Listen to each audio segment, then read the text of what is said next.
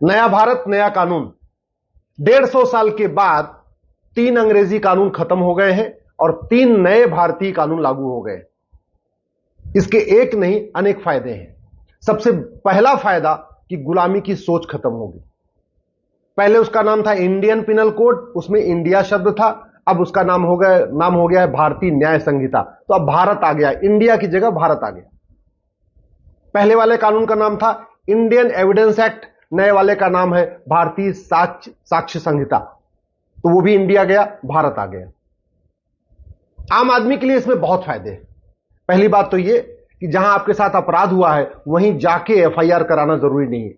जैसे मान लीजिए आप बंगाल में थे, वहां आपके साथ कुछ मारपीट हो गई, अब वहां से आप भागे, वहां आपके पास डर के मारे इतनी हिम्मत नहीं पड़ी कि आप वहां एफआईआर करा सको, तो आप दिल्ली आ जाओ और दिल्ली में जाके एफआईआर करा दो कि बंगाल के इस थाने में इस स्थान पे आपके साथ ये हुआ है, आपकी एफआईआर रजिस्टर हो जाएगी।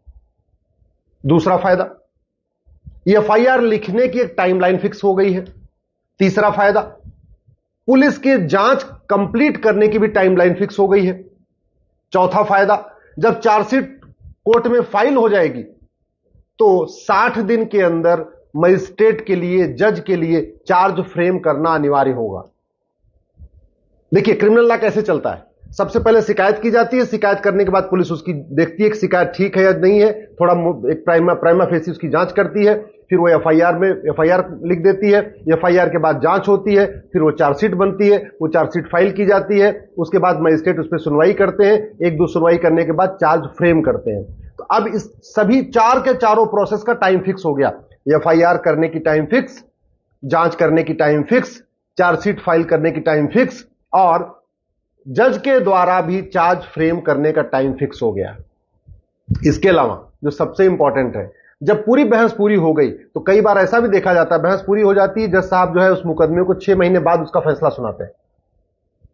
उसकी भी टाइम फिक्स हो गई है कि सुनवाई के 60 दिन के अंदर आपको मुकदमे का 45 सुनवाई कंप्लीट करने के 45 दिन के अंदर आपको फैसला सुनाना ही सुनाना है। तो आप, मुझे ऐसे लग रहा है कि इस पूरे के पूरे अगर आप इसका स्ट्रक्चर देखें तीनों कानूनों का, तो हम धीरे धीरे जस्टिस विद इन ईयर की तरफ आगे बढ़ रहे हैं। मैं ये नहीं कह रहा हूं कि ये 3 कानून लागू होते ही 1 साल के अंदर मुकदमों का फैसला शुरू हो जाएगा, लेकिन मैं ये कह रहा हूं इन तीनों कानूनों के बाद 1 साल के अंदर जो फैसला होना चाहिए उसकी तरफ हम आप आगे बढ़ चुके हैं। इसमें स्नैचिंग को बहुत सीरियस ऑफेंस बना दिया है। आप देखते रहते हैं चेन स्नैचिंग होती रहती है, मोबाइल स्नैचिंग होती रहती है, आए दिन झपट्टा मारी चलती रहती है, उसको गंभीर अपराध बना दिया है। आतंकवाद को इसमें शामिल कर लिया है, पहले उसमें नहीं था। पहले आईपीसी में राजद्रोह था, देशद्रोह नहीं था। यानी शासन की बुराई करना, शासन के खिलाफ कुछ करना अपराध था, लेकिन देश के खिलाफ कुछ करना अपराध नहीं था। अब उल्टा हो गया, शासन के खिलाफ आप कुछ भी करिए कोई फर्क नहीं पड़ेगा, लेकिन अगर आपने देश के खिलाफ कुछ किया तो गंभीर अपराध माना जाएगा। तो अब राजद्रोह की जगह देशद्रोह आ गया है। अच्छी बात यह है कि अगर आप देश के बाहर बैठ के कुछ करते हैं तो भी आपको यहां घसीटा जा सकता है। आप भारत के अंदर से भारत के खिलाफ कुछ करिए या भारत के बाहर बैठ के पन्नू जैसे या खालिस्तानी तरीके कुछ करिए, तो भी आपके खिलाफ यह मुकदमा यहीं दर्ज हो जाएगा और ये जो भारतीय न्याय संहिता है उसमें इसको शामिल कर लिया गया। जो भारतीय साक्ष्य संहिता है उसमें इलेक्ट्रॉनिक एविडेंस को भी एविडेंस मान लिया गया। चूंकि जो इंडियन एविडेंस एक्ट था वो 1872 बना था, अंग्रेजों ने बनाया था, और जब 1872 बनाया था उस समय ना उसमें मोबाइल होता नहीं था, फोन होता नहीं था, व्हाट्सएप चैटिंग होती नहीं थी, टेलीग्राम होता नहीं था, ये सब कुछ होता नहीं था।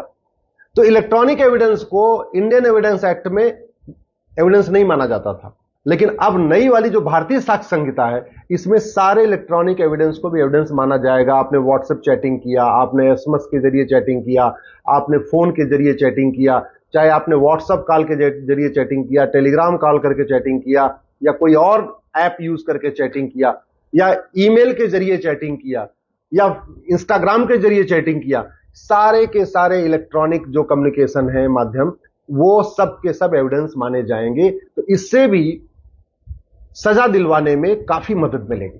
पहले क्या होता था, बहुत सारे गंभीर अपराधों में सबूत के अभाव में बरी हो जाते थे, क्योंकि इलेक्ट्रॉनिक वो हाई टेक्नोलॉजी यूज करते थे, उसको एविडेंस माना नहीं जाता था।